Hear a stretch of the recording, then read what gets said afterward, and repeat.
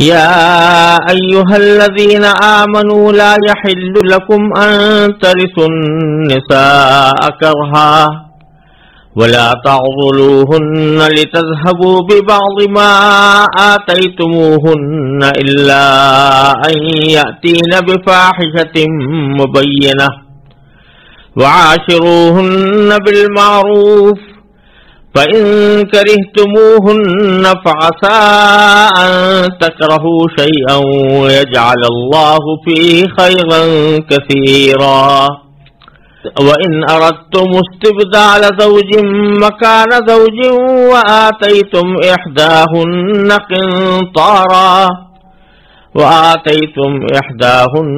قنطارا فلا تأخذوا منه شيئا أتأخذونه بهتانا وإثما مبينا وكيف تأخذونه وقد أفضى بعضكم إلى بعض وأخذن منكم ميثاقا غليظا ولا تنكحوا ما نكح آباؤكم من النساء إلا ما قد سلف إنه كان فاحشة ومقتا وساء سبيلا. ان آیات کا ترجمہ یہ ہے، اے ایمان والو، یہ بات تمہارے لیے حلال نہیں ہے کہ تم زبردستی عورتوں کے مالک بن بیٹھو اور ان کو اس غرض سے مقید مت کرو کہ تم نے جو کچھ ان کو دیا ہے اس کا کچھ حصہ لے اڑو، الا یہ کہ وہ کھلی بے حیائی کا ارتکاب کریں اور ان کے ساتھ بھلے انداز میں زندگی بسر کرو، اور اگر تم انہیں پسند نہ کرتے ہو تو یہ عین ممکن ہے کہ تم کسی چیز کو ناپسند کرتے ہو اور اللہ نے اس میں بہت کچھ بھلائی رکھ دی ہو، اور اگر تم ایک بیوی کے بدلے دوسری بیوی سے نکاح کرنا چاہتے ہو اور ان میں سے ایک کو ڈھیر سارا مہر دے چکے ہو تو اس میں سے کچھ واپس نہ لو، کیا تم بہتان لگا کر اور کھلا گناہ کر کے واپس لوگے؟ اور آخر تم کیسے واپس لے سکتے ہو جبکہ تم ایک دوسرے کے اتنے قریب ہو چکے تھے اور انہوں نے تم سے بڑا بھاری عہد لیا تھا؟ اور جن عورتوں سے تمہارے باپ دادا کسی وقت نکاح کر چکے ہوں تم انہیں نکاح میں نہ لاؤ، البتہ پہلے جو کچھ ہو چکا وہ ہو چکا۔ یہ بڑی بے حیائی ہے، گھناؤنا عمل ہے اور بے راہ روی کی بات ہے۔ ان آیات کریمہ میں اللہ تبارک و تعالی نے زمانہ جاہلیت کی بہت سی ایسی رسموں کا خاتمہ فرمایا ہے جو جاہلیت کے لوگ اپنی عورتوں کے ساتھ ظالمانہ برتاؤ کے طور پر جاری رکھے ہوئے تھے۔ کئی بری عادتیں تھیں اور ان بری عادتوں کے نتیجے میں عورتیں ظلم و ستم کی چکی میں پسی ہوئی تھیں۔ اللہ تبارک و تعالی نے اسلام کے ذریعے، قرآن کے ذریعے اور نبی کریم سرور دو عالم صلی اللہ علیہ وسلم کے ذریعے عورتوں کی ان مشکلات کو دور کرنے کا انتظام فرمایا۔ اس آیت میں کئی ایسی رسموں کا بیان ہے اور کئی ایسی بری عادتوں کا بیان ہے، جن میں سے پہلی بات یہ فرمائی گئی ہے کہ یا ایھا الذین آمنوا، اے ایمان والو، لا یحل لکم، تمہارے لیے حلال نہیں ہے، ان ترثوا النساء کرہا، کہ تم عورتوں کے زبردستی مالک بن بیٹھو۔ یہ اشارہ زمانے جاہلیت کے ایک طرز عمل کی طرف تھا کہ جب کسی شخص کا انتقال ہوتا تو بعض علاقوں میں یہ رواج تھا کہ جس طرح اس کی مالی اس کی دولت، اس کا چھوڑا ہوا ترکہ، اس کا مال و اسباب یہ میراث سمجھا جاتا تھا، اسی طرح جو عورتیں اس نے چھوڑی ہیں یعنی بیویاں، ان بیویوں کو بھی میراث کا حصہ سمجھا جاتا تھا۔ اور جیسا میں نے پہلے عرض کیا ہے، وہ اس زمانے میں لڑکیوں کو یا دوسرے وارثوں کو حصے دینے کا تو رواج تھا ہی نہیں. عام طور سے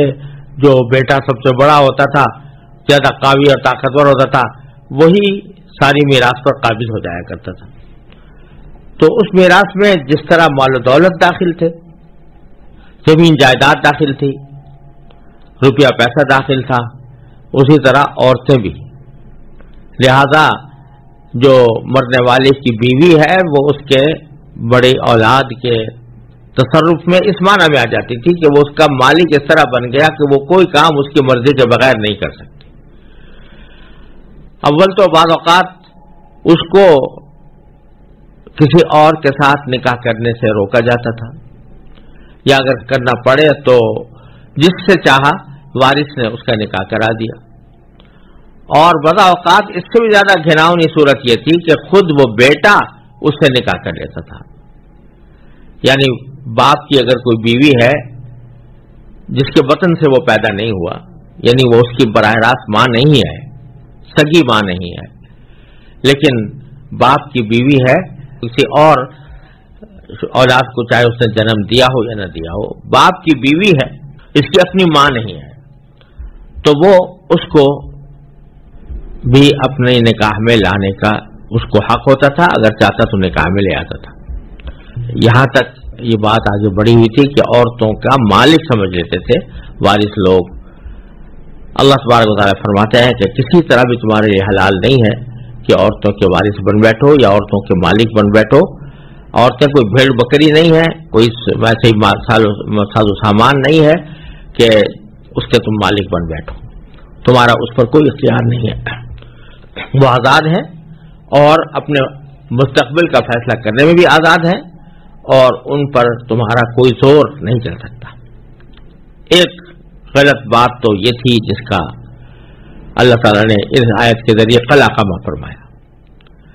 دوسری ایک بری بات یہ ہوتی تھی کہ بعض اوقات لوگ ان بیویوں کو جو ان کے والد نے چھوڑی ہیں ان کو یا خود اپنی بیویوں کو گھر سے باہر جانے نہیں دیتے تھے، گھر میں مقید رکھتے تھے. پہلی صورت میں جبکہ وہ عورتیں اپنے مورث کی بیویاں ہوں، باپ کی بیویاں مثلا، ان کو تنگ کرنے کا مقصد یہ تھا، باہر جانے سے روکنے کا مقصد یہ تھا کہ وہ جب آخر میں عاجز آ جائیں اور یہ سمجھیں کہ ہمارے لیے کوئی اور راستہ نہیں ہے تو کچھ پیسے دلا کر اپنی رہائی حاصل کریں. تو مقصد یہ تھا کہ ان کے پیسے اس سے اینٹھے جائیں کہ وہ مجبور ہو جائیں پیسے دینے پر، تاکہ اس تنگ زندگی سے نجات حاصل کر سکیں. اور اگر اپنی بیوی ہے تو بعض اوقات لوگ ایسا کرتے تھے کہ بیوی سے دل تو مل نہیں رہا اور وہ پسند بھی نہیں آ رہی، اس کے ساتھ زندگی گزارنا خود ناپسند ہے، ناگوار ہے، چاہتے ہیں کہ کسی طرح اس سے جان چھوٹے. لیکن ساتھ ہی خیال یہ ہے کہ اگر ہم اس کو طلاق دیں گے تو اس کو مہر دینا پڑے گا، لہذا کوئی ایسا طریقہ اختیار کریں کہ جس کے نتیجے میں یہ عورتیں خود اپنے مہر سے دستبردار ہو جائیں اور خود کہتے ہیں کہ جی ہمیں مہر نہیں چاہیے لیکن ہمیں آزاد کر دو.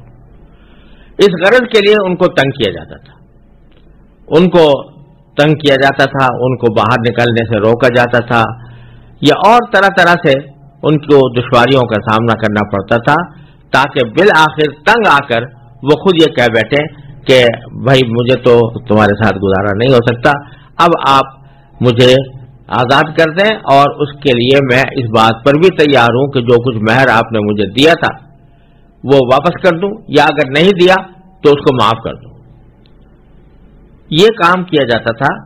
عورتوں کے ساتھ. اور افسوس یہ ہے کہ یہ زمانے جاہلیت میں تو ایسا ہوتا ہی تھا، لیکن خود ہمارے زمانے کے اندر بھی اس کی مثالیں موجود ہیں، یہ اب تک چلی آتی ہے کہ لوگ اصل میں تو خود چاہتے ہیں کہ نکاح کا رشتہ ختم ہو، لیکن مہر سے جان چھڑانے کے لیے عورت کو تکلیف دیتے ہیں، اس کے لیے تکلیف کا سبب بن کر اس کو اس بات پر مجبور کرتے ہیں کہ وہ مہر کو معاف کرتے ہیں. قرآن کریم اس کو بہت سختی سے منع کر رہا ہے کہ ایسا کرنا کسی طرح بھی جائز نہیں ہے. یہ ہمارے معاشرے کے اندر ایک غلط فہمی پائی جاتی ہے کہ اگر کوئی عورت اپنے شوہر سے طلاق حاصل کرنا چاہتی ہے یا نکاح کو ختم کرنا چاہتی ہے تو وہ اپنی مہر کی پیشکش کر دے کہ میں مہر معاف کرتی ہوں، یا کوئی اور مالی پیشکش کر دے کہ میں اتنے پیسے دینے کو تیار ہوں، لیکن مجھے اپنی نکاح سے خارج کر دو، مجھے آزاد کر دو۔ لوگ یہ سمجھتے ہیں کہ یہ جس طرح عورت کو حق ہے کہ وہ یہ مطالبہ کر سکے، اسی طرح شوہر کو بھی یہ حق ہے کہ وہ جب بھی یہ مطالبہ ہو تو وہ فوراً اس سے پیسے لینے کو تیار ہو جائے اور مہر واپس لینے کو تیار ہو جائے اور اس کو اوپر کوئی مالی ذمہ داری ڈالنے کو تیار ہو جائے۔ یہ خیال بالکل غلط ہے قرآن کریم کی روشنی میں۔ مرد کے لیے عورت سے اس کو طلاق یا نکاح کے فسخ کرنے کے مقابلے میں کوئی معاوضہ وصول کرنا صرف اسی وقت جائز ہوتا ہے جبکہ مرد کی طرف سے کوئی خرابی نہ ہو، کوئی زیادتی نہ ہو، کوئی تنگی نہ کی جا رہی ہو، عورت کے پاس کوئی ایسی معقول وجہ نہ ہو کہ جس کی بنا پر وہ علیحدگی چاہتی ہو، شوہر کی طرف سے کوئی ایسی بات نہ ہو، لیکن عورت ہے جو کسی نامعلوم وجہ کی بنا پر یا ایسی وجہ کی بنا پر کہ جو دوسرے لوگوں کی سمجھ میں نہیں آ رہی اور بلا وجہ وہ مطالبہ کر رہی ہے کہ مجھے طلاق دے دو یا مجھ سے میرا نکاح ختم کر دو، مجھے نکاح سے آزاد کر دو۔ یہ مطالبہ بغیر کسی معقول وجہ کے ہو رہا ہے، اس وقت شوہر کے لیے جائز ہے۔ اس وقت اگر وہ پیشکش کر رہی ہے کہ میں اپنا مہر معاف کرتی ہوں تو بے شک شوہر کے لیے جائز ہے کہ اس کو قبول کر لے، لیکن جہاں اس کی طرف سے کوئی غلطی نہیں ہے اور غلطی بلکہ شوہر کی طرف سے ہے کہ وہ تنگ کر رہا ہے بیوی کو اور اس کی طرف سے کوئی خرابی پائی جاتی ہے جس کی وجہ سے بیوی مجبور ہو رہی ہے کہ اس سے آزادی حاصل کرے، اس صورت میں چاہے وہ پیشکش بھی کر رہی ہو، عورت پیشکش بھی کر رہی ہو، چاہے خوش دلی سے کر رہی ہو، تب بھی شوہر کے لیے جائز نہیں ہے کہ وہ کوئی مہر واپس لے، کیونکہ غلطی بیوی کی نہیں ہے، خود اس کی ہے۔ تو اللہ تبارک و تعالیٰ یہاں اس آیت کریمہ میں فرما رہے ہیں کہ وَلَا تَعْضُلُوهُنَّ، تم ان کو مقید نہ رکھو۔ عضل کے معنی مقید رکھنے کے آتے ہیں، روکنے کے آتے ہیں، منع کرنے کے آتے ہیں، اور بعض اوقات تنگ کرنے کے معنی میں بھی آتے ہیں۔ تو دونوں معنی یہاں پر موجود ہو سکتے ہیں، ان کو تنگ نہ کرو، ان کو مقید نہ رکھو، اور مقید رکھنے کی وجہ کیا ہو کہ لِتَذْهَبُوا بِبَعْضِ مَا آتَيْتُمُوهُنَّ، کہ تم لے اڑو اس مال کا کچھ حصہ جو تم نے ان کو دیا ہے، مہر کے طور پر جو دیا ہے یا شادی کی بیاہ کے موقع پر جو تحفے دیے جاتے ہیں تو وہ دیے ہیں، ان کو واپس لینے کی خاطر تم اس کو تنگ کر رہے ہو تاکہ وہ خود اس کی پیشکش کر کے تم سے رہائی حاصل کر لے۔ یہ تمہارے لیے ہرگز جائز نہیں۔ البتہ ایک استثناء اللہ تعالیٰ نے فرمایا الا ان یاتین بفاحشۃ مبینہ، الا یہ کہ وہ عورتیں کھلی بے حیائی کا ارتکاب کریں،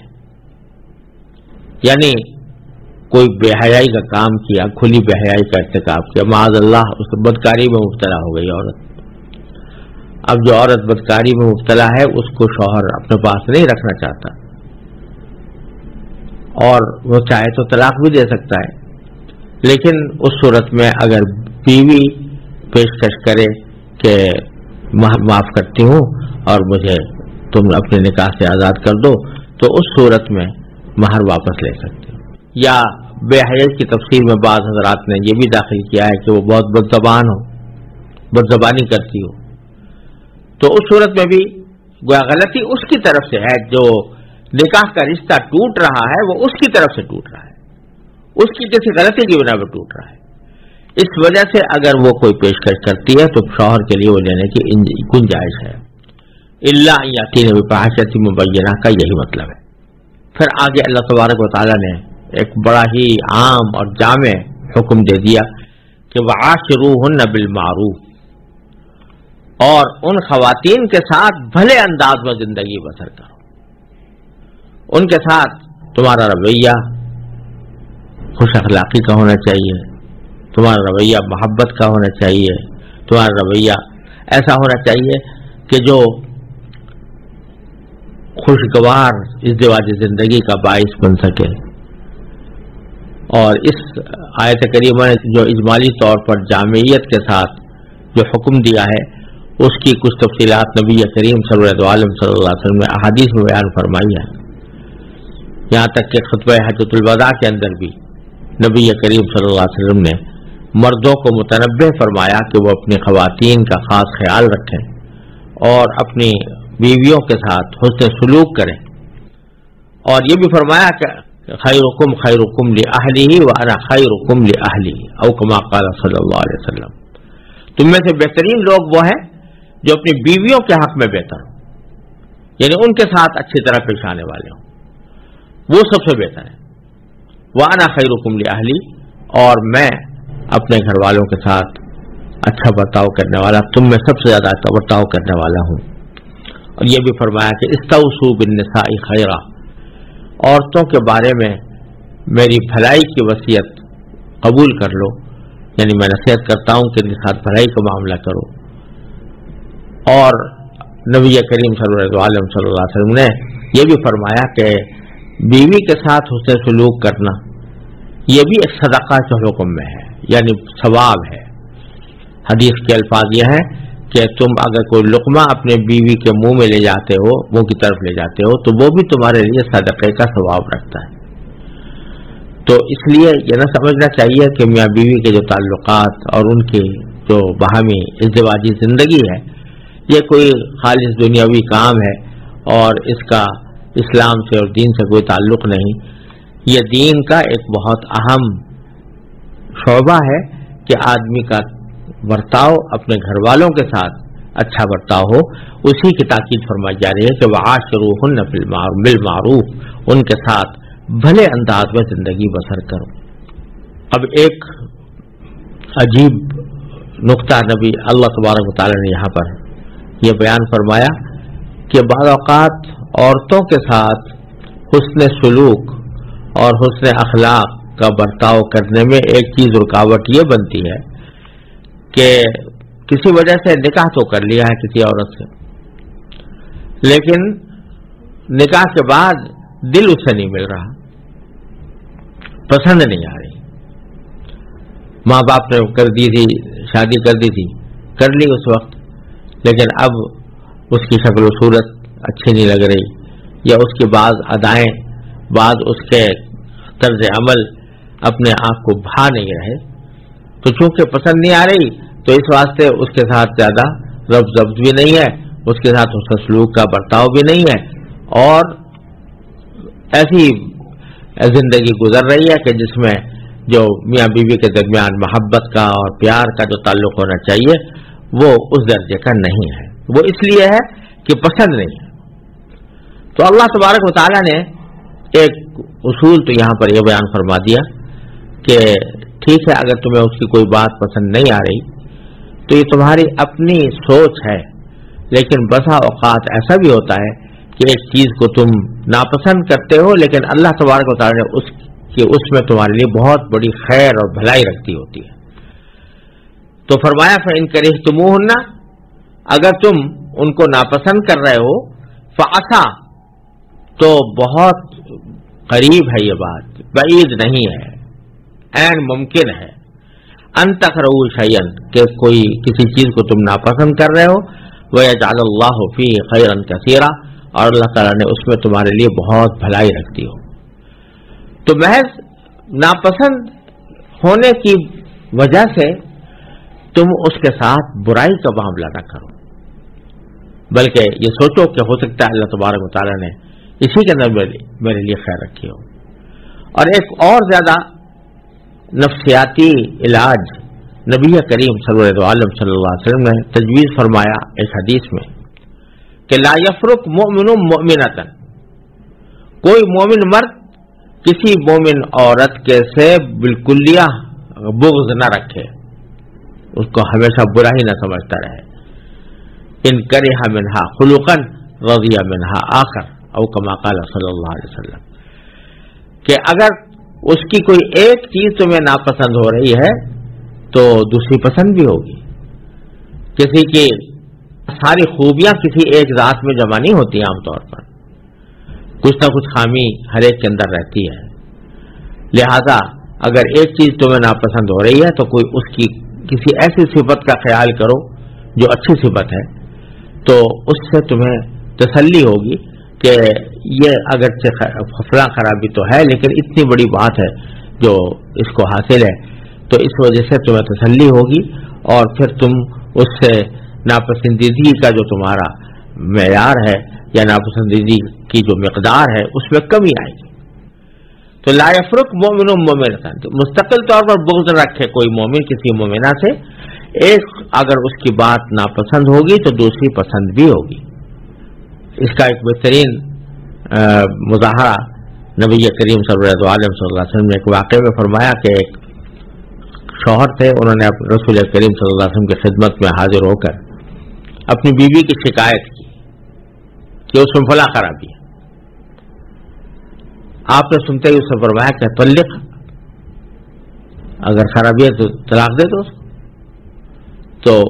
صحابی نے کہا یا رسول اللہ صبر بھی نہیں ہوتا ان کے بغیر. تو آپ نے فرمایا امسک, پھر روک کے رکھو. مطلب یہ کہ ایک خرابی تو تم نے بیان کر دی لیکن تم نے کوئی ایسی چیز ضرور ہے جس کی بنا پر تم اس کو چھوڑ بھی نہیں سکتے. تو کوئی نہ کوئی اس کا ایسا وصف ہے, کوئی نہ کوئی اس کے اندر ایسی صفت ہے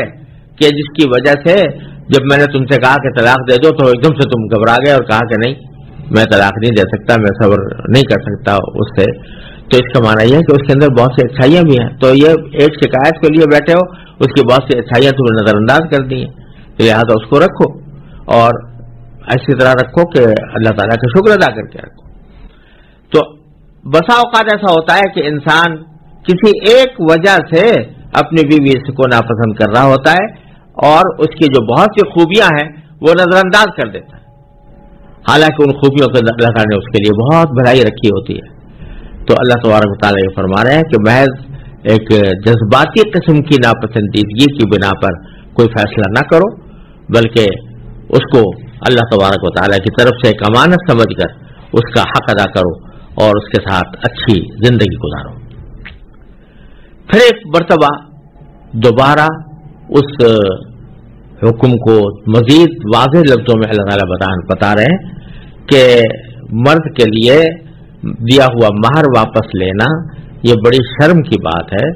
کہ جو مہر دیا تھا وہ واپس لے, اور اس کو عام حالات میں جب تک کہ کوئی بہت شدید مجبوری پیش نہ آ جائے اس کے لیے جائز نہیں کہ واپس لے. تو فرمایا کہ وَإِنْ أَرَدْتُمُ اسْتِبْدَالَ زَوْجٍ مَكَانَ زَوْجٍ, اگر تم ایک بیوی کے بدلے دوسری بیوی رکھنا چاہتے ہو, یعنی ایک بیوی کو طلاق دے کر دوسری بیوی سے نکاح کرنا چاہتے ہو, تو بعض اوقات ایسا ہوتا تھا کہ اصل مقصد تو یہ ہے کہ میں اس بیوی سے جان چھوڑاؤں اور کوئی دوسرا نکاح کروں, لیکن اس بیوی کے مہر کی ادائیگی کی ذمہ داری سے بچنے کے لیے آدمی اس کو مجبور کرتا تھا کہ تم مہر معاف کرو تب میں تمہیں چھوڑوں گا. تو اللہ تعالیٰ فرما رہے ہیں کہ اگر ایک بیوی کے بدلے دوسرے بیوی کرنا چاہتے ہو اور ان میں سے کسی ایک کو ڈھیر سارا مال دیا ہو تم نے, یعنی مہر کا دیا ہو یا اور تحفے تحائف دیے ہوں, فلا تأخذوا منه شیئا, تو اس سے کوئی ذرہ برابر کوئی چیز واپس نہ لو. اور فرمایا کہ اتأخذونہ بہتانا, کیا بہتان لگا کر واپس لوگے؟ یہ بہتان لگا کر واپس لینے کا مطلب یہ ہے کہ پیچھے ابھی پچھلی آیت میں گزرا تھا کہ کسی شخص کے لیے اپنا مہر واپس لینا, اپنا دیا ہوا مہر واپس لینا جائز صرف اس صورت میں ہوتا ہے جبکہ عورت نے کسی کھلی بے حیائی کا ارتکاب کیا ہو,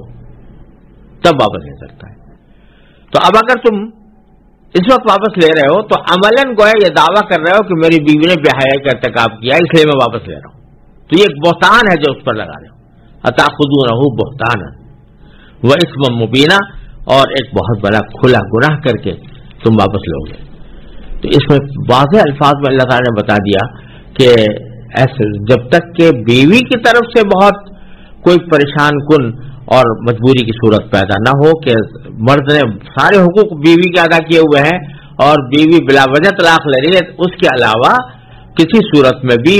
بے شوہر کے لیے جائز نہیں ہے کہ اپنا دیا ہوا مہر واپس لے، بلکہ یہ اسم مبینہ فرمایا، یہ کھلا ہوا گناہ ہے ایسا کرنا۔ اور پھر آگے بڑی عجیب بات ارشاد فرمائی کہ وَكَيْفَ تَأْخُذُونَهُ وَقَدْ أَفْضَىٰ بَعْضُكُمْ إِلَىٰ بَعْضٍ،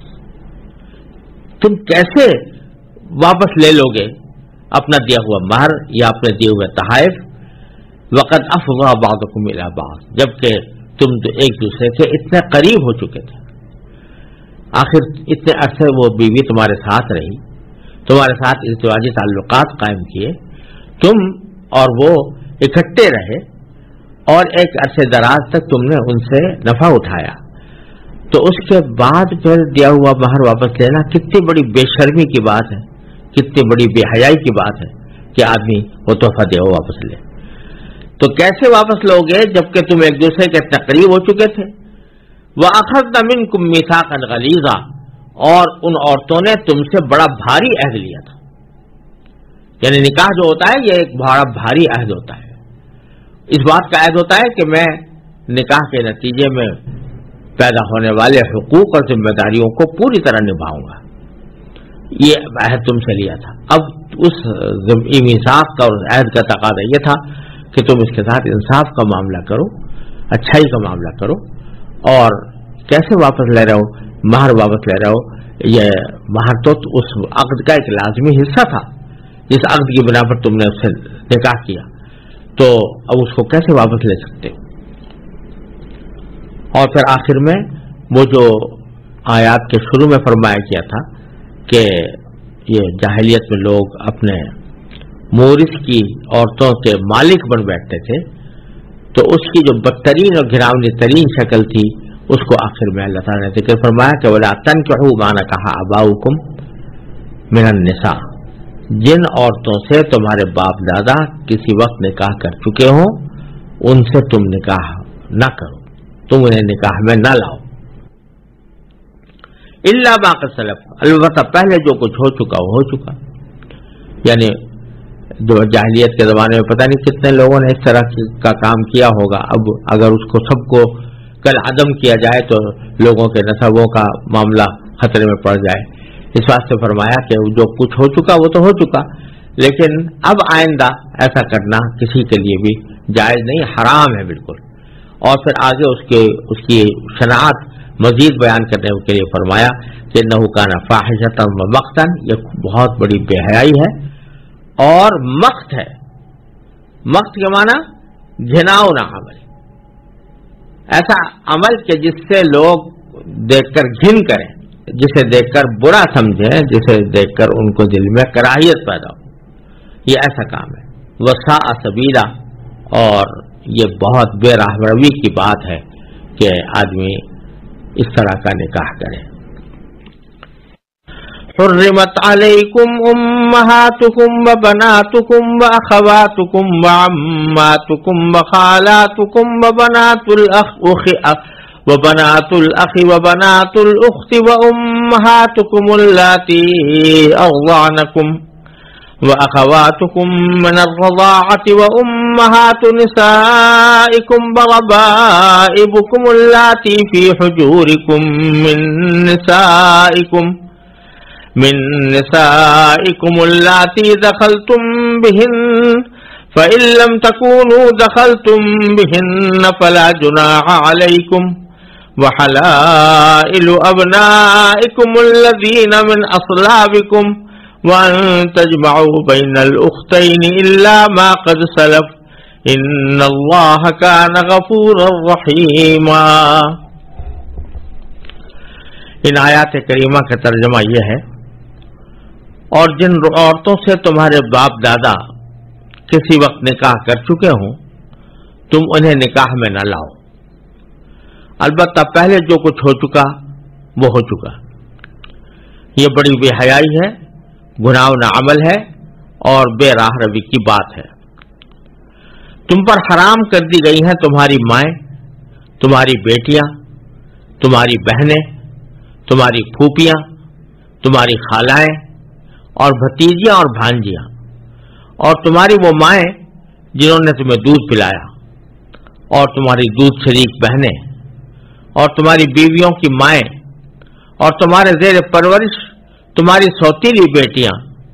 جو تمہاری ان بیویوں کے پیٹ سے ہوں جن کے ساتھ تم نے خلوت کی ہو۔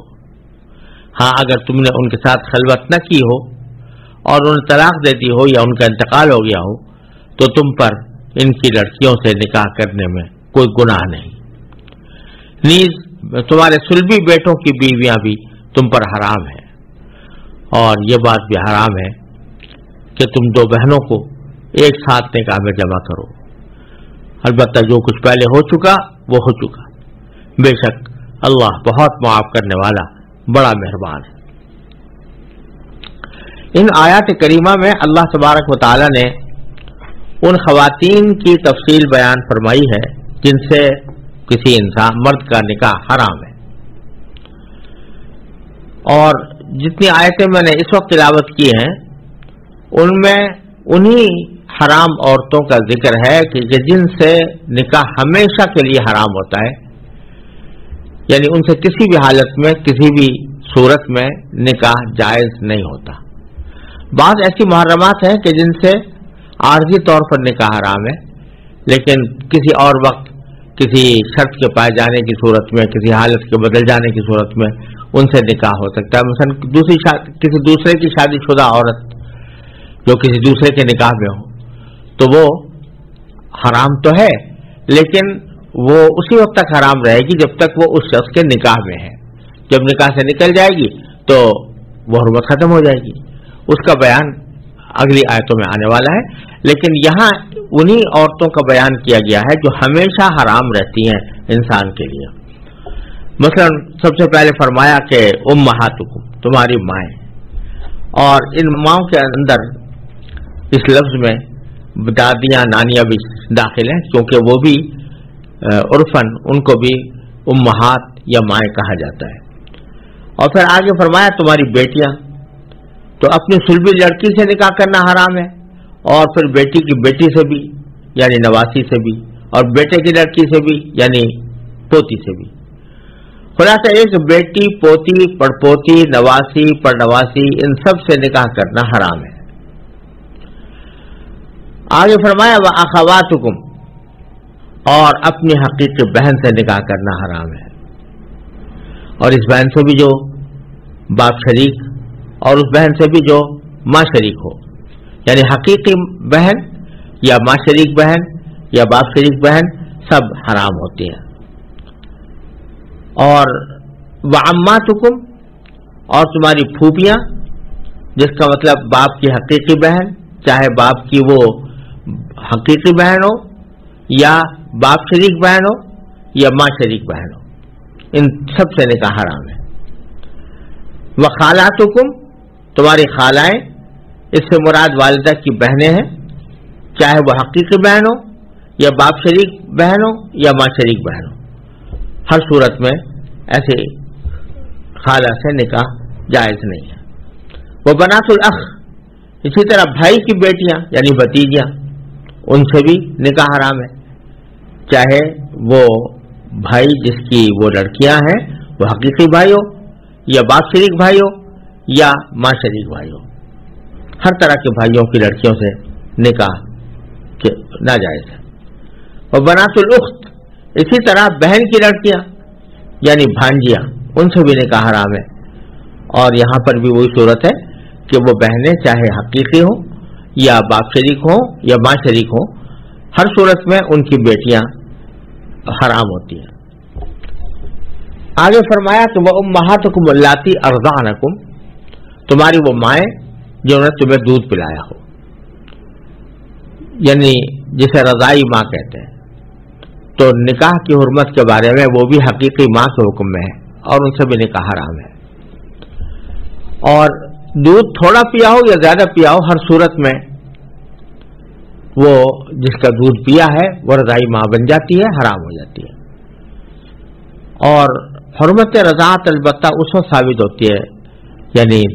دودھ والی حرمت اس وقت ثابت ہوتی ہے جبکہ کسی بچے نے کسی عورت کا دودھ مدت رضاعت میں پیا ہو۔ مدت رضاعت 2 سال ہے، تو 2 سال کے اندر اندر اگر دودھ پیا تب تو وہ اس کی ماں بن گئی، اور اگر وہ اس مدت کے بعد پیا تو اس سے وہ رضاعت کا رشتہ ثابت نہیں ہوتا۔ لہذا اگر کوئی بچہ بڑی عمر میں جا کر کسی عورت کا دودھ پی لے تو اس سے حرمت رضاعت ثابت نہیں ہوتی۔ وَأَخَوَاتُكُم مِّن الرَّضَاعَةِ، اور تمہاری رضائی بہنیں، یعنی جب کسی عورت کا دودھ پیا تو وہ عورت رضائی ماں بن گئی، اس کا شوہر رضائی باپ بن گیا، اس کے بیٹے رضائی بھائی بن گئے، اس کی بیٹیاں رضائی بہنیں بن گئی، تو ان سے بھی نکاح حرام ہے۔ اور پھر آگے فرمایا کہ وَرَبَائِبُكُمُ اللَّاتِي وَأُمَّهَاتُ نِسَائِكُمْ، یعنی تمہاری بیویوں کی مائیں یعنی ساس، وہ بھی حرام ہوتی ہے، ہمیشہ کے لیے حرام ہوتی ہے۔ وَرَبَائِبُكُمُ اللَّاتِي فِي حُجُورِكُمْ، اور تمہاری وہ ربیبائیں، ربیبہ اس سوتیلی بیٹی کو کہتے ہیں کہ جو کسی شخص کی بیوی اپنے سابق شوہر سے پیدا کر کے ساتھ لائی ہو۔ مثلا زید نے نکاح کیا مثال کے طور پر عائشہ سے، اور عائشہ اس سے پہلے بیوی تھی خالد کی، اور خالد سے اس کا بیٹا حامد تھا یا اس کی بیٹی حامدہ تھی۔ جب زید نے عائشہ سے نکاح کیا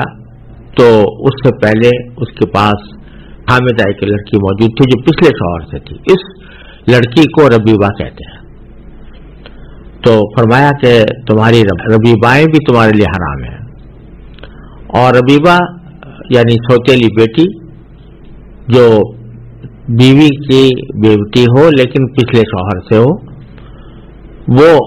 حرام ہے۔ اللاتی فی حجورکم، جو تمہاری زیر پرورش ہو، یعنی جب وہ اپنے ساتھ لے کر آئی، تمہاری نئی بیوی اپنے ساتھ لے کر آئی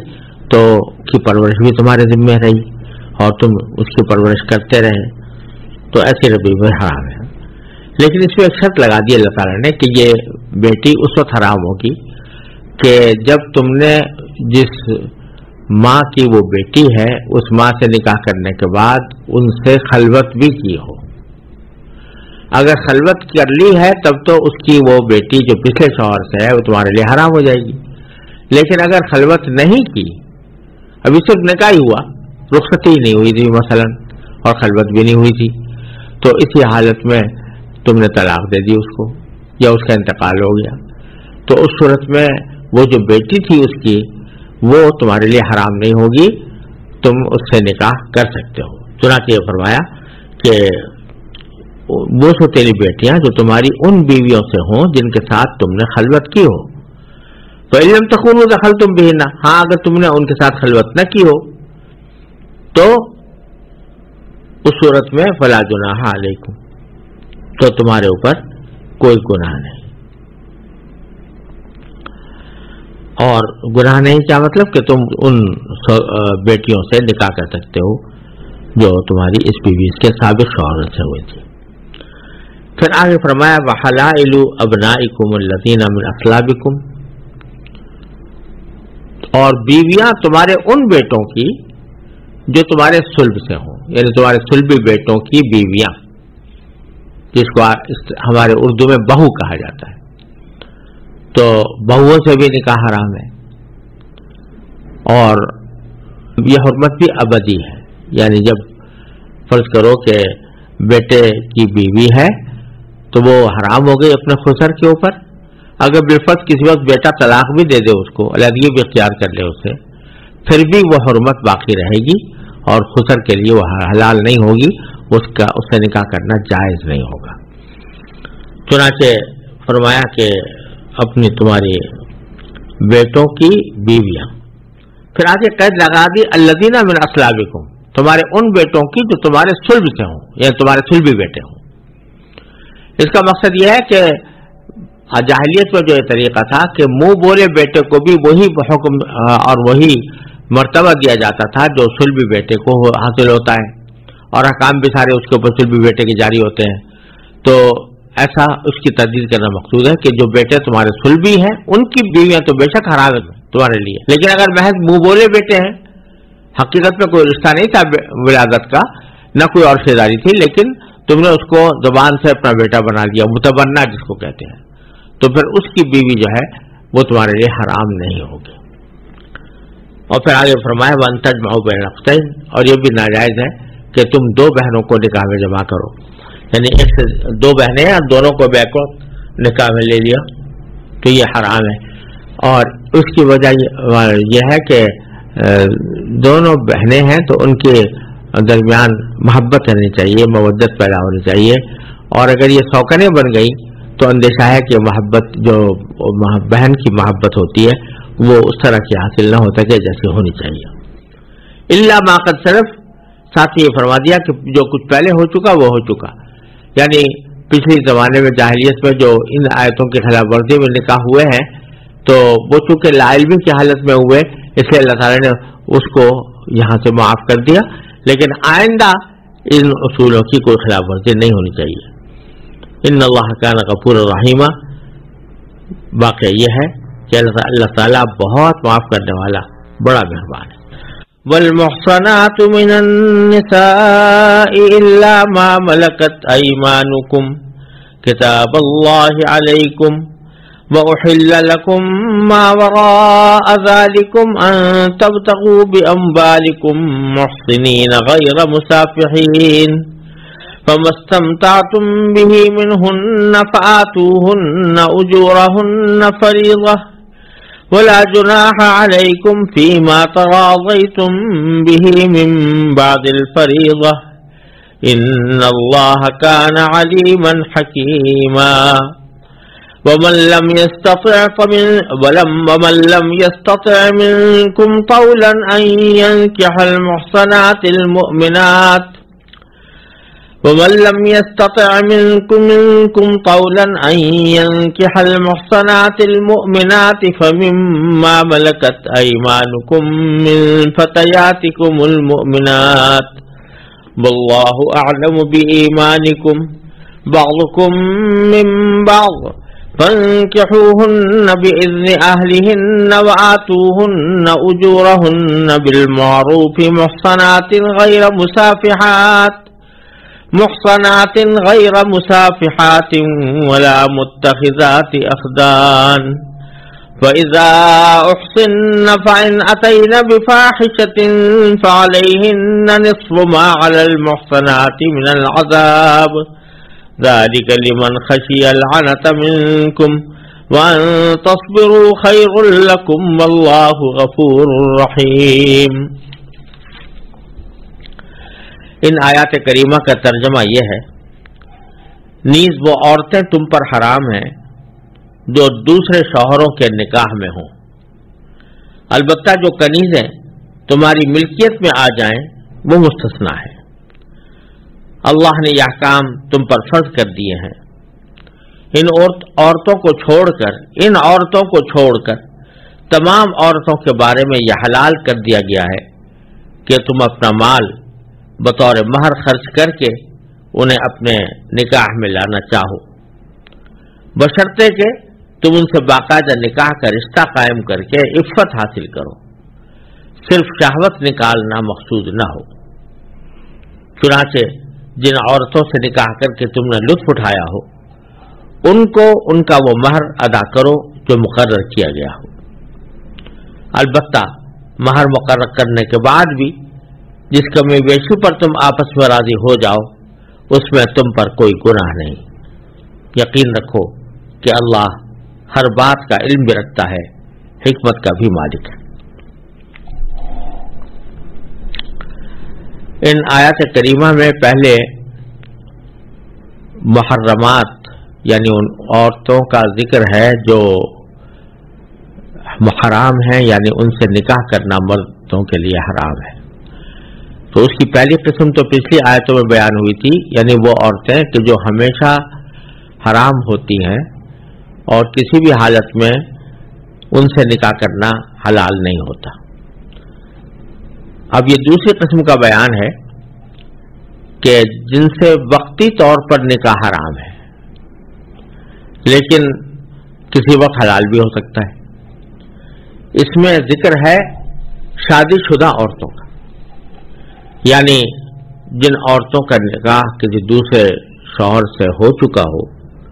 تو جب تک وہ نکاح برقرار ہے تو یہ ساری دنیا کے دوسرے انسانوں کے اوپر حرام ہے۔ ظاہر ہے کہ شادی شدہ عورت سے نکاح کرنے کا کوئی جواز نہیں ہے، کوئی تصور نہیں ہے، لہذا وہ حرام ہے۔ لیکن اگر فرض کرو کہ اس کے شوہر نے اس کو طلاق دے دی اور عدت گزر گئی، یا شوہر کا انتقال ہو گیا اور عدت گزر گئی، تو اب ان سے نکاح کرنے میں کوئی مذاکرہ نہیں ہے، وہ حلال ہو جائیں گی۔ تو ان کی جو حرمت ہے وہ وقتی نوعیت کی ہے اور عارضی نوعیت کی ہے، اس لیے ان کو الگ سے ذکر فرمایا والمحصنات من النساء۔ یہاں ذرا محصنات کے لفظ کے معنی سمجھ لینے کی ضرورت ہے۔ محصنات یہ لفظ حسن سے نکلا ہے۔ حسن کے معنی قلعے کے بھی ہوتے ہیں، اور جب یہ فعل کے طور پر استعمال ہو تو اس کے معنی کسی کو حفاظت میں لے لینے کے ہوتے ہیں۔ تو احسن یحسن احسانا کے معنی ہے کسی کو حفاظت میں لے لینا۔ محسن صاد کے زبر کے ساتھ اس کو کہا جائے گا جس کو حفاظت میں لے لیا گیا ہو، اور محسنہ اس کو عورت کو کہا جائے گا جس کو نکاح حفاظت میں لے لیا گیا۔ تو حفاظت میں لینے کے قرآن کریم میں دو مطلب آئے ہیں، دو معنی میں اس لفظ کا اطلاق ہوا ہے۔ ایک تو شادی شدہ عورتوں کے لیے، اور یہ بڑا معنی خیز لفظ ہے جو شادی شدہ عورتوں کے لیے استعمال کیا، تو لفظی معنی اس کے یہ ہوں گے کہ وہ عورتیں جو نکاح کی حفاظت میں آ گئی ہوں، یعنی جب تک ان کا نکاح نہیں تھا تو وہ اللہ بچائے ہر طرح کے خطروں کا شکار ہو سکتی تھی۔ اب نکاح کے تعلق نے، نکاح کے رشتے نے، نکاح کے معاہدے نے ان کو ایک حصار فراہم کر دیا ہے۔ جیسا قلعہ ایک حصار کے درمیان ہوتا ہے، اس طرح کا ایک حصار اللہ تبارک و تعالی نے نکاح کے ذریعے ان کو فراہم کر دیا ہے۔ تو اس نکاح کے حصار کی اہمیت سمجھنے کی ضرورت ہے، اور اسی اہمیت کی طرف اشارہ کرنے کے لیے اللہ تبارک و تعالی نے شادی شدہ عورتوں کے لیے محصنات کا لفظ استعمال کیا۔ ورنہ سیدھی سی بات یہ بھی تھی کہ المتزوجات کہہ دیتے یا منکوحات کہہ دیتے کہ جن کی شادی ہو چکی ہے یا جن کا نکاح ہو چکا ہے ان سے کوئی دوسرا شخص نکاح نہیں کر سکتا۔ لیکن اللہ تبارک و تعالیٰ نے محصنات کا لفظ استعمال کر کے اس طرف متوجہ فرمایا ہے کہ یہ نکاح بڑا مقدس رشتہ ہے، اور یہ ایسا رشتہ ہونا چاہیے جس کے ذریعے عورت ایک حفاظت کی حصار میں آ جائے۔ نکاح کے نتیجے میں شوہر ذمہ دار ہوتا ہے بیوی کا، اس کا خیال رکھنے کا، اس کے ساتھ اچھا سلوک کرنے کا، اس کے لیے معاشی فراخی فراہم کرنے کا، اور سب سے بڑی بات یہ ہے کہ اس کو ایک حفاظت کا ایک تصور، حفاظت کا ایک شعور عطا کرتا ہے شوہر، کہ جب عورت کا نکاح ہو گیا اور شوہر کی وہ بیوی بن گئی تو اب اس کی تمام تر حفاظت کی ذمہ داری شوہر کے ذمہ ہے، لہذا وہ ایک حصار میں آ گئی ہے، محفوظ ہو گئی ہے۔ اس سے عورت کو بھی یہ سبق دیا گیا ہے کہ تم نکاح کو ایک بہت مقدس رشتہ سمجھو اور اپنی حفاظت کا ذریعہ سمجھو، اور دوسری طرف شوہر کو بھی یہ سبق دیا گیا ہے کہ یہ نکاح اس کام کے لیے ہوا ہے کہ یہ بیوی جو تمہیں ملی ہے تم اس کی حفاظت کرو، اس کی دین و دنیا کے لحاظ سے حفاظت تمہارا فرض ہے۔ تو یہ نہیں ہے کہ تم اس بیوی سے اپنے طور پر اپنا مقصد حاصل کر کے اس کو اس کے حال پر چھوڑ دو اور اس کے نتیجے میں وہ مشکلات کا شکار ہوتی رہے، نہیں، بلکہ ان کی حفاظت بھی تمہاری ذمہ داری ہے۔ یہ لفظ استعمال کر کے قرآن کریم نے بظاہر ان تمام معانی کی طرف توجہ دلائی ہے۔ تو فرمایا کہ المحصنات من النساء، وہ عورتیں کہ جو نکاح کی حفاظت میں آ گئی ہوں، وہ حرام ہے دوسروں کے لیے۔ دوسرا ایک لفظ احسان کا لفظ جو قرآن کریم میں دوسرے معنی اس کے آئے ہیں آزاد عورتوں کے معنی میں، یعنی اس زمانے میں بہت سی عورتیں آزاد ہوتی تھیں، بہت سی غلام ہوتی تھیں، کنیزیں ہوتی تھیں، باندیاں لونڈیاں کہلاتی تھیں. جو آزاد عورتیں ہوتی تھیں ان آزاد عورتوں کے لیے بھی محسنات کا لفظ استعمال ہوتا ہے. یعنی جب محسنات کا تقابل باندیوں سے ہو، کنیزوں سے ہو، تو اس کے معنی ہوتے ہیں آزاد عورتیں. اور جب اس کا تقابل غیر شادی شدہ عورتوں سے ہو تو پھر اس کا معنی شادی شدہ ہے اور نکاح کی وضاحت میں آئی ہوئی. یہاں پہلے معنی مراد ہے کہ والمحصنات من النساء، وہ عورتیں کہ جو نکاح کی حفاظت میں آئی ہوئی ہوں یعنی شادی شدہ ہوں، ان سے نکاح دوسرے کے لیے جائز نہیں ہے. الا ما ملکت ایمانکم، سوائے ان باندیوں کے جو تمہارے ملکیت میں، تمہارے ہاتھوں کی ملکیت میں آ گئی ہوں. یہ اس زمانے کی بات ہے جبکہ لڑائیوں کے نتیجے میں جو قیدی ہوتے تھے ساری دنیا میں ان کو غلام بنانے کا دستور تھا. مرد اگر گرفتار ہوتے تھے تو وہ غلام بنا لیے جاتے تھے، عورتیں گرفتار ہوتی تھیں تو ان کو کنیزیں یا لونڈیاں یا باندیاں کہہ کر پکارا جاتا تھا اور وہ غلام ہوتی تھی اپنے آقا کی. وہ جو خواتین ہوتی تھیں یعنی جو واقعتاً باندی ہوں، شرعی طور پر بھی ان کو باندی تسلیم کیا گیا ہو، ان کا حکم اللہ تعالیٰ بیان فرما رہے ہیں کہ اگر فرض کرو کسی جگہ سے جنگ کے نتیجے میں، جہاد کے نتیجے میں جنگی قیدی آئے، ان میں عورتیں بھی تھیں، تو وہ ظاہر ہے کہ عورتیں جو ہیں اب وہ دارالحرب سے دارالاسلام میں منتقل ہو گئی. اس لیے ان کا پچھلے شوہروں سے نکاح ختم ہو جاتا ہے یہاں پہنچنے کے بعد، اور اس کے بعد ان کو عدت گزار کر وہ کہیں اور نکاح کر سکتی ہیں. تو یہاں جو استثناء کیا جا رہا ہے اس سے مراد وہی عورتیں ہیں کہ جو جنگ کے اندر قید ہو کر آئیں اور اس کے نتیجے میں وہ کنیزیں بن گئی، ان کو کنیزیں بنا لیا گیا. ان کے جو سابق شوہر تھے جو دارالحرب میں رہ گئے تو ان سے دارالاسلام میں آنے کے بعد نکاح ختم ہو جاتا ہے. لہذا اب عدت گزار کر وہ کسی بھی مسلمان مرد سے نکاح کر سکتی ہیں اور ان کے لیے ایسا کرنا جائز ہے. یہ معنی ہے الا ما ملکت ایمانکم. کتاب اللہ علیکم، اللہ نے یہ احکام تم پر فرض کر دیے. یعنی یہ بحث چاہت اور خواہش کی بات نہیں ہے بلکہ اللہ تعالیٰ نے حکم دے کر فرض کر دیے ہیں یہ احکام کہ فلاں فلاں سے نکاح جائز ہے، فلاں سے جائز نہیں ہے، اور تم عورتوں سے نکاح کر سکتے ہو تو ان شرائط کے ساتھ کر سکتے ہو. چنانچہ آگے ان عورتوں کا ذکر ہے کہ جن سے نکاح جائز ہے. ظاہر ہے جن عورتوں کے بارے میں قرآن و سنت نے وضاحت کے ساتھ کہہ دیا کہ ان سے حرام ہے وہ تو حرام ہو گئی، لیکن اس کے سوا ساری حلال ہے. جیسے فرمایا احل لکم ما وراء ذالکم، جن عورتوں کو ہم نے حرام قرار دیا ان کے سوا ساری عورتیں تمہارے لیے حلال ہیں. البتہ اس نکاح کی حلت کو بیان کرنے کے لیے اللہ تعالیٰ نے 3 قسم کی شرطیں لگائی ہیں کہ کسی بھی عورت سے نکاح اس وقت جائز ہوگا جبکہ ان 3 شرائط کی پابندی کی جائے. پہلی شرط یہ بیان فرمائی کہ ان تبتغوا باموالکم، کہ تم عورتوں کو چاہو اپنا مال دے کر. اس سے مراد مہر ہے، اور شریعت نے یہ حکم دیا ہے کہ جب بھی کوئی نکاح ہو تو اس میں شوہر کی طرف کے اوپر واجب ہے کہ وہ عورت کو مہر دے یا مہر کا وعدہ کرے، عقد کرے.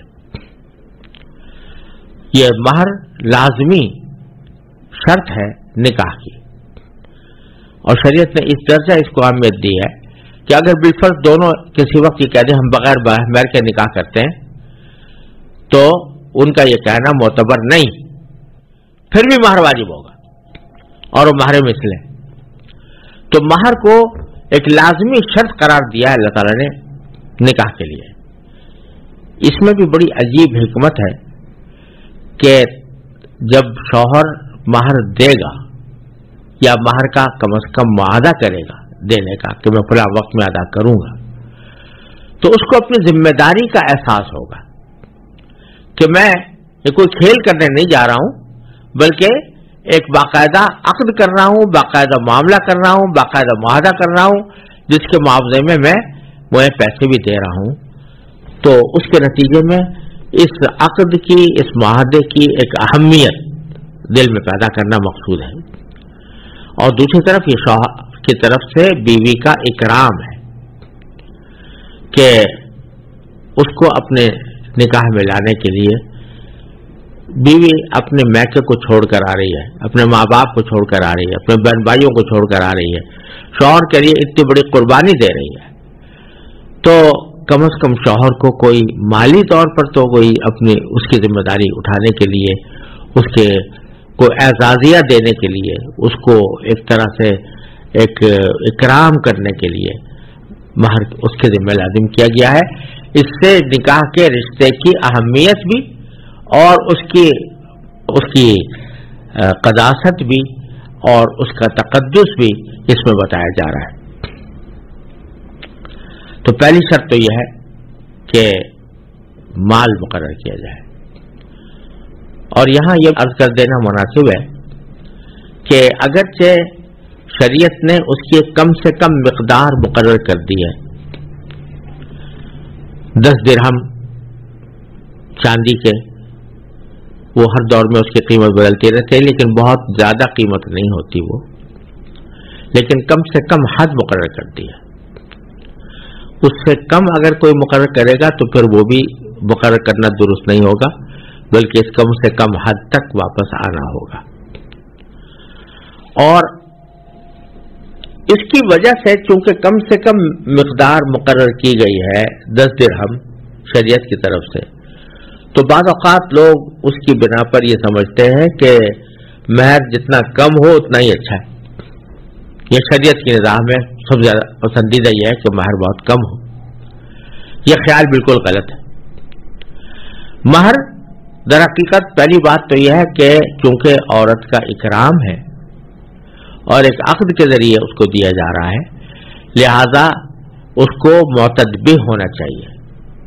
قابل لحاظ ہونا چاہیے. ایسا نہیں کہ معمولی سی کوئی چیز مقرر کر دی، تاکہ جس سے اکرام معلوم ہو، اکرام ہو، احترام ہو. اس لیے شریعت نے ایک حد کم سے کم کی مقرر کر دی. لیکن شریعت کا اصل مزاج یہ ہے کہ عورت کا اصل حق وہ مہر ہے جس کو مہر مثل کہا جاتا ہے. یعنی اسی کے اپنے خاندان میں جو دوسری عورتوں جو اس کی ہم عمر بھی ہوں، اس کے ہم خاندان بھی ہوں، اور بحثیت مجموعی اس کے ساتھ ایک جوڑ کی خواتین ہوں، ان کا جتنا مہر مقرر کیا گیا ہے خاندان میں، اتنا مہر مہر مثل کہلاتا ہے. مہر مثل عورت کا حق ہے، اور اس وجہ سے اگر مہر مثل سے کم کرنا ہو تو بغیر اس کی اجازت کے ایسا کرنا درست نہیں ہے. اجازت بھی خوش دلی کے ساتھ ہو. لہذا یہ سمجھنا کہ مہر کو کم رکھنا کوئی فضیلت کی بات ہے، بہت کم رکھنا، یہ بات درست نہیں. ہاں شریعت نے اسراف ہر جگہ ناپسند کیا ہے، تو اتنا مہر مقرر کر دینا کہ جس کے بعد آدمی کو دینے کی گنجائش بھی باقی نہ رہے، اور اس کے نتیجے میں آخر میں بیوی سے چار و ناچار معاف کرانے کی نوبت آئے، تو یہ بات پسندیدہ نہیں ہے، یہ بات درست نہیں ہے. بلکہ آدمی کو چاہیے کہ وہ اتنا مال مہر کے اندر مقرر کرے جو قابل لحاظ ہو اور مہر مثل کے مطابق ہو. دوسری شرط نکاح کو حلال کرنے کی اللہ نے بنائی کہ محسنین، تم عورتوں کو حفاظت میں لینے والے ہو. اس کے معنی یہ بھی ہو سکتے ہیں کہ عورتوں کو حفاظت میں لینے والے ہو، یعنی اس کا مفعول عورتوں کو قرار دیا جائے. اور اس کے معنی یہ بھی ہو سکتا ہے کہ تم اپنے آپ کو حفاظت میں لینے والے ہو، محسنین انفسکم. اس کے معنی بھی یہ ہے کہ نکاح کرنے کا مقصد محض وقتی طور پر ایک جنسی لذت اٹھا لینا نہ ہو. یہ نہیں ہے کہ ایک جنسی لذت اٹھانے کا دل میں تقاضا پیدا ہوا تو بس جلد بازی میں کچھ دیر کے لیے نکاح کر کے اور فارغ ہو گئے، اور اس کے ساتھ باقاعدہ نکاح کا رشتہ برقرار رکھنا مقصود نہیں۔ تو یہ معنی ہے محسنین کہ حفاظت میں لانے والے ہو۔ عورت کو حفاظت میں لے آئے اس معنی میں کہ اب وہ ساری دوسری دنیا کے تمام مردوں پر حرام ہو گئی جب تم نے اس سے نکاح کر لیا۔ اب تمہاری ذمہ داری ہے کہ تم اس کی حفاظت کرو، اس کی جان و مال کی بھی حفاظت کرو، اس کی عصمت و حفظ کی بھی حفاظت کرو، عزت کی بھی حفاظت کرو۔ اور اگر محسنین کے معنی یہ ہے کہ اپنے آپ کو حفاظت میں لانے والے ہو تو معنی یہ کہ نکاح کو ذریعہ بناؤ اس بات کا کہ تم پر شیطان حملہ کر کے تم اسے کسی گناہ میں مبتلا نہ کرے۔ اللہ تعالی نے تمہیں جنسی لذت اٹھانے کے لیے ایک حلال طریقہ مہیا فرما دیا، تو اب اس حلال طریقے پر قناعت کرو اور اس پر اکتفا کرو، اور اپنی جنسی خواہشات کے نتیجے میں کسی گناہ کا ارتکاب نہ کرو جو بے حیائی کے کام ہو، ان میں نہ مبتلا ہو۔ یہ سارا مفہوم محسنین کے اندر داخل ہے۔ تو بتلا یہ دیا ہے کہ نکاح کرتے وقت نیت یہ ہونی چاہیے کہ میں اپنے آپ کی بھی حفاظت کر رہا ہوں، اپنی بیوی کی بھی حفاظت کر رہا ہوں، گناہ سے اپنے آپ کو بچانے کی فکر کر رہا ہوں۔ غیر مسافرین، تیسری شرط لگائی کہ تم محض پانی بہانے والے نہ ہو۔ لفظی معنی یہ ہے پانی بہانے والے، یعنی